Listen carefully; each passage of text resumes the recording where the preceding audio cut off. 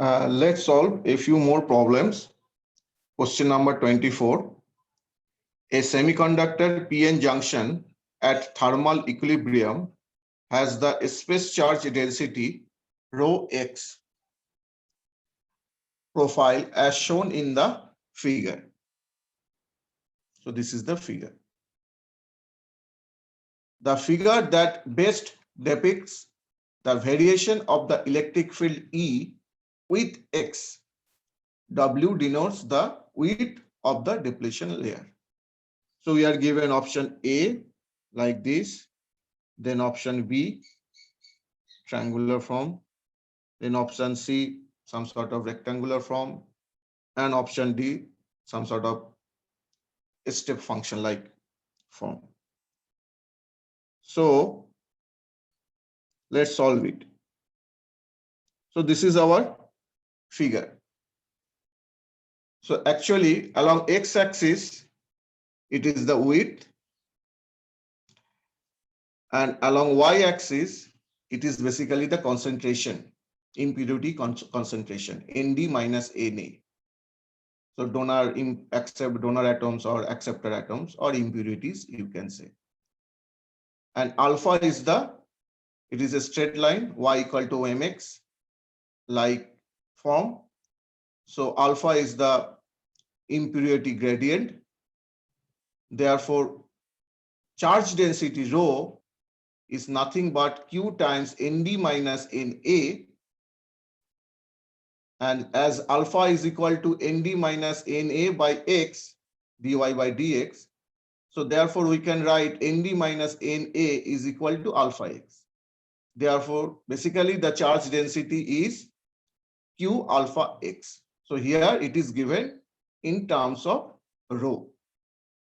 Now, this kind of profile we see in the case of linearly graded junction, where doping varies linearly.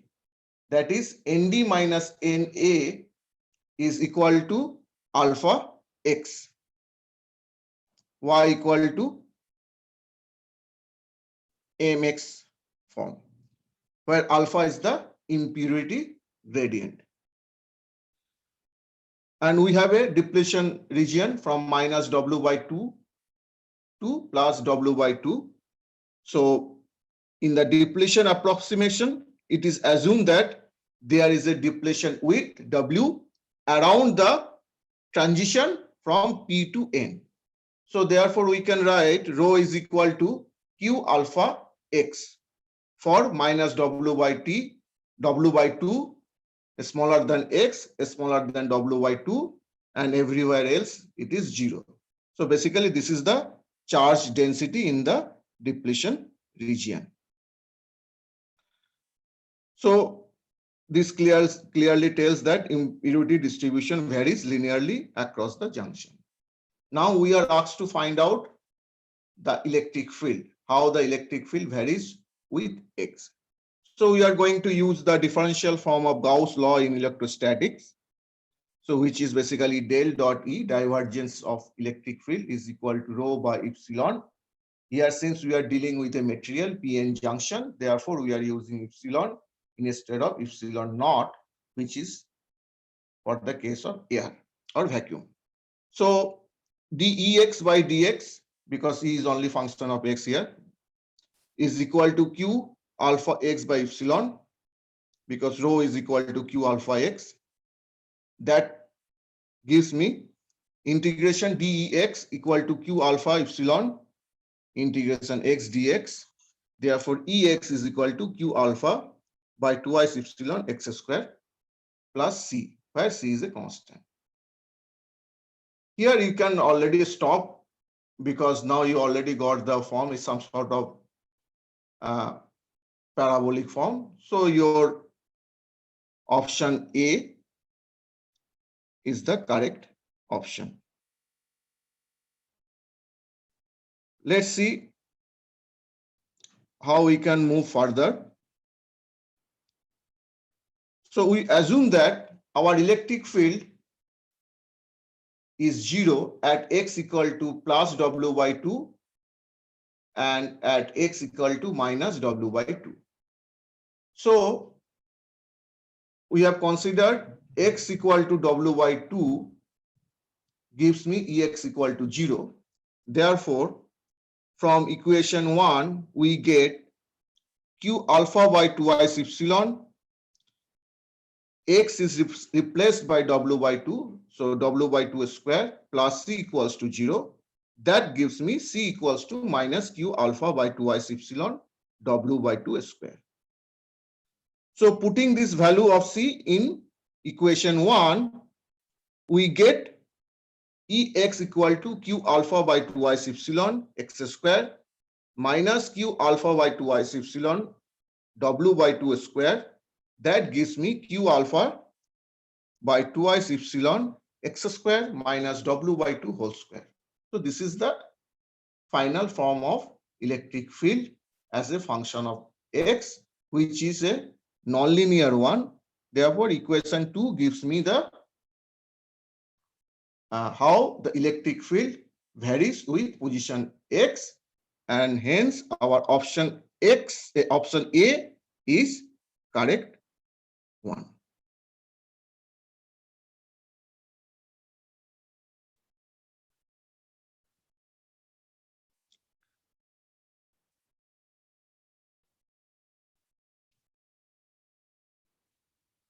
Now, as we know electric field, we can move little bit further to have a better understanding. We can also calculate the potential phi, which is also function of x. So we know the relation E equals to minus grad phi. Therefore, Ex equal to minus d phi x by dx, because both E and phi are functions of x. So integrating d phi x is equal to minus Ex dx.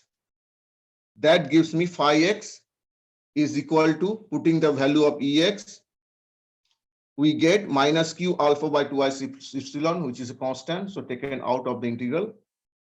Integration x square minus w by 2 whole square dx. That gives me q alpha by minus q alpha by 2i epsilon x cube by 3 minus w by 2 whole square x plus another constant c. Now we assume that our potential is 0 at x equal to minus w by 2. That means our potential is starting from x equal to minus w by 2, because our depletion width is from minus w by 2 to plus w by 2 through the origin 0. So from equation 3, that is phi x equal to minus q alpha by 2i epsilon x cube by 3 minus w by 2 whole square x plus c. So this is our equation 3. So from equation 3, we get phi x 0 at x equal to minus w by 2. So 0 is equal to minus q alpha by 2i epsilon 1 by 3 value of x, which is minus w by 2 whole cube minus w by 2 square times minus w by 2 plus c. That gives me c equals to q alpha by 2i epsilon times w by 2 whole cube within bracket 1 by 3 minus 1 after taking the common term out of the bracket, and then that gives me finally minus q alpha by epsilon w cube by 12. So putting this value of c in equation 3, this is our equation 3 that represent the potential phi x with constant c. So putting this value of c in equation 3, we get phi x is equal to minus q alpha by 2i epsilon x cube by 3 minus w by 2 whole square times x minus the value of c, which is q alpha by 2i epsilon w cube by 6. Therefore, phi x we can write minus q alpha by 2i epsilon within bracket x cube by 3 minus w by 2 whole square x plus w cube by 6. So this is the final expression of phi x, and This is our equation 4. So here is the plot. So phi starts from minus w by 2 and then slowly increases and becomes stable, where V is the built-in potential or electrostatic potential across the junction.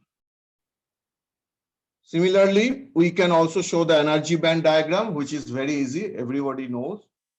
So Eg is the band gap, Ef is the Fermi energy, and we have conduction band, this one, and valence band, and we have the QV.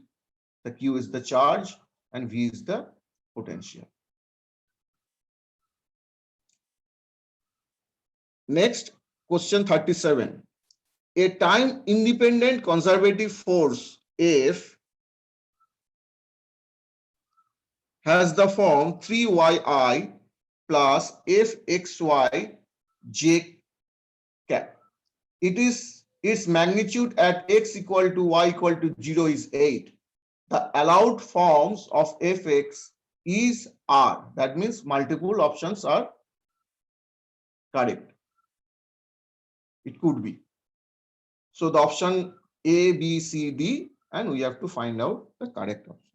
Now it is given that it is a conservative force field. Conservative force field means curl of F is 0. So what is curl of F? Determinant I, J, K, cap, del del X, del del Y, del del Z. I component is 3y, J component is function of xy, and K component is 0. So this determinant must be equal to 0. So let's do the calculation. So I row column times 0 minus 0 minus J row column 0 minus 0 plus K cap. We have del del X of fxy minus del del Y of 3y. So we have to consider del del X of fxy because f is function of both x and y. Therefore, we don't know what is del del X of fxy. So that gives me 0. So finally, we get K cap del del X of fxy minus 3 equals to 0. What does it mean? That means we have to have a function whose partial derivative with respect to x must yield 3 so that we get curl of f 0. That means our force field is conservative. So we are given 4 options now. So we have to check one by one. And you see that we have minus 3. That means there should be functions which has 3 digit 3 in the function. So let's see which one of them has 3 in the function. Option A, the function is 3x plus 8. If I take the derivative, del del X of 3x plus 8, that gives me 3.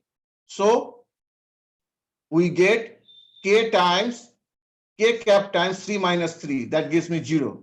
That means if my function is 3x plus 8, the force field is conservative. What about option B? There is no 3 in the function. Let's see what is that function. 2x plus 8, y minus 1 square. So if I take the derivative, I won't get 3 from that function. So therefore, option B is incorrect. What about option C? There is 3. It is 3x plus 8e to the power minus y square. And we are taking derivative with respect to x. So what do we get? Del del X of 3x plus 8 e to the power minus y square, that gives me 3. Therefore, K cap times 3 minus 3 gives me 0. That means fxy is 3x plus 8 e to the power minus y square. So that is also a valid function. What about option D, which is 2x plus 8 cos y? There is no 3.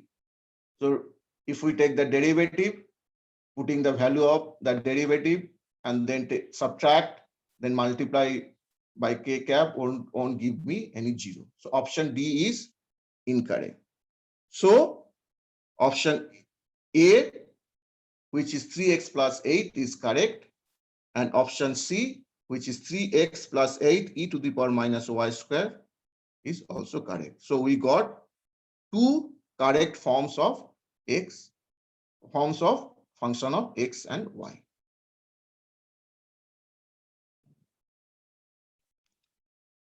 Let's move to the next problem, question number 45. A particle is moving with a velocity 0.8 cj, c is the speed of light, in an inertial frame S1. Frame S2 is moving with a velocity 0.8 ci with respect to S1. Let E1 and E2 be the respective energies of the particle in the two frames. Then E2 by E1 is round off to 2 decimal places. So we have to find out the ratio of energies of the particle in frame 2 and in frame 1. So E2 is the energy of the particle with respect to frame S2, and E1 is the energy of the particle with respect to frame 1. So what do we do generally? So suppose a particle is moving with velocity u with respect to frame S1. The velocity components are ux, uy, and uz. And the same particle has velocity u dash with respect to S2. And the components of u dash are ux dash, uy dash, and uz dash. So what are the velocity transformation relations? We know ux dash is equal to ux minus v by 1 minus v ux by c square. Uy dash is equal to uy by gamma times 1 minus v ux by c square. Uz dash is equal to uz by gamma times 1 minus v ux by c square, where gamma is equal to 1 by square root of 1 minus v square by c square, which is always greater than 1. That gamma can be written as 1 by the square root of 1 minus beta square, where beta is equal to v by c. So in this problem, we have the velocity vector u, which has 3 components, ux, uy, and uz.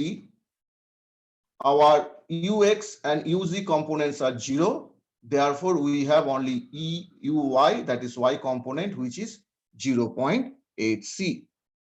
That is the velocity of the particle in frame S1. What about the gamma? The gamma is 1 by square root of 1 minus v square by c square. So this gamma is basically the gamma between S1 and S2. So what is the velocity of S2 with respect to S1? That is v, and v is 0.8 c, which is along x-axis. That's why we are given 0.8 c I cap. So therefore, gamma is equal to 1 by square root of 1 minus 0.8 c by c whole square. C square will cancel out. So we get 1 by square root of 1 minus 0.64. That gives me 1 by 0.36. That is equal to 1 by 0.6. Step by step mathematical calculation. Therefore, 1 by gamma is equal to 0.6. What about the velocity square of the particle, which is u square with respect to frame S1? That is u square equal to ux square plus uy square plus uz square. Ux 0, uz 0, we have only Uy, which is 0.8 C square. That gives me 0.64 C square. Now we have to find out the corresponding velocity components of the particle in frame S2. So Ux dash is equal to Ux minus V by 1 minus V Ux by Cs squared. That gives me 0.8 C because Ux is 0. So Ux is 0. This part is also 0. So therefore we have only 0.8 C. Uy dash is equal to Uy by gamma 1 times 1 minus Vux by Cs squared. Uy is 0.8 C. Ux is 0. So therefore, we have only 0.8 C by gamma. Uz dash is equal to Uz by gamma times 1 minus Vux by Cs squared. Uz is 0. Therefore, Uz dash is also 0. Therefore, U dash square, that means square of the velocity of the particle with respect to reference frame 2 is equal to Ux dash square plus Uy dash square plus Uz dash square. That gives me 0.8 C square plus 0.8 C by gamma square plus 0. Putting the values of Ux dash, Uy dash and Uz dash. So that gives me 0.64 C square plus 0.64 C square by gamma square. That is equal to 0.64 C square times 1 plus 1 by gamma square. That is equal to 0.64 C square, 1 plus 1 by gamma. We got 0.6. Therefore, 1 by gamma square is 0.36. That gives me 0.87 C square. Now, we are going to calculate energy E1 of the particle with respect to frame S1. So, we have used E1 is equal to gamma 1 m naught C square because we have used gamma for reference frame S1 and S2 with the relative velocity V. S2 is moving with the velocity V, uniform velocity V with respect to S1. So we have reserved gamma for that purpose.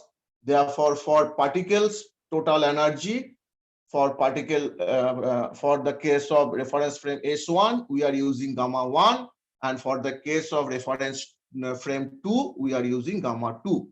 So E1 is equal to gamma 1 m naught C square. That is equal to m naught C square by square root of 1 minus C square by C square. U square is the velocity of the particle with respect to frame S1. That is equal to m naught C square by square root of 1 minus 0.64 C square by C square because we got U square is equal to 0.64 C square. And we know m naught is the rest mass of the particle. So therefore, E1, we got m naught C square by 0.6 after doing the simplification. Similarly, we have found E2 is equal to gamma 2 m naught C square. That is equal to m naught C square by square root of 1 minus U dash square by C square because U dash is the velocity of the same particle with respect to reference frame S2. So putting the value of U dash square, which is 0.87 square, we got m naught C square by 0.13. That is the energy E2 of the particle with respect to frame S2. So we have to find out the ratio E2 and E1. So E2 by E1 is equal to m naught C square by square root of 0.13 divided by m naught C square by 0.6. That gives me 0.6 by 0.13. Step-by-step mathematical calculation so that we can get the right answer. That gives me 0.6 by 0.36. That is equal to 1.66. Therefore, E2 by E1 is equal to 1.66. That is our answer, and this answer is up to 2 decimal places. Next, move to problem 46. At some temperature T, two metals A and B have Fermi energies epsilon A and epsilon B respectively. The free electron density of A is 64 times that of B. The ratio epsilon A by epsilon B is. We have to find out that value. So we know the Fermi energy is given by H cross square by twice Me times 3 pi square N to the power 2 by 3, where H cross is equal to H by 2 pi. H is the Planck's constant, Me is the mass of an electron, and N is the free electron density, which is N by V. So we can write epsilon A by epsilon B is equal to Na to the power 2 by 3 divided by Nb to the power 2 by 3, because H cross square, twice Me, 3 pi square are all constants, so they will cancel out. Now Na is equal to 64 times of that of Nb. Therefore, we are writing Na is equal to 64 Nb to the power 2 by 3 divided by Nb to the power 2 by 3. That gives me 64 to the power 2 by 3. That is equal to 4 cube to the power 2 by 3. 3 will cancel out. So therefore, we will have 4 square, which is 16. Therefore, epsilon A by epsilon B is equal to 16 is our answer. Next, move to question 44. Consider N1 number of ideal gas particles enclosed in a volume V1. If the volume is changed to V2 and the number of particles is reduced by half, the mean free path becomes 4 times of its initial value. The ratio V1 by V2 is round off to 1 decimal place. So we have to find out the ratio of the volumes, V1 and V2. V1 is the initial volume and V2 is the final volume. So we know the mean free path lambda is given by lambda is equal to 1 by pi d square n, where d is the diameter of the particle, n is the number of particles per unit volume or particle density, which is n by v. Therefore, 1 by pi d square n by v, that gives me v by pi d square n. Now, according to the problem, we are given lambda 1 is equal to v1 by pi d square n1. This is the initial value of lambda, mean free path. Volume is v1, number of particle is n1. Now we have changed the volume to v2. Number of particles becomes half of n1. That means n1 by 2. Our new wave mean free path is lambda 2, which is 4 lambda 1. So lambda 2 is equal to 4 lambda 1. That is equal to V2 by pi d square n1 by 2. That is equal to 2 V2 by pi d square n1. So therefore, 4 lambda 1 is equal to 2 V2 by pi d square n1. That is our equation 2. So taking the ratio 1 and 2, so lambda 1 by 4 lambda 1 gives me V1 by pi d square n1 divided by 2 V2 by pi d square n1. That gives me 1 by 4 equal to V1 by 2 V2. So therefore, V1 by V2 is equal to half, that is equal to 0.5. And this is up to 1 decimal place. So we'll solve a few more problems in the next lecture.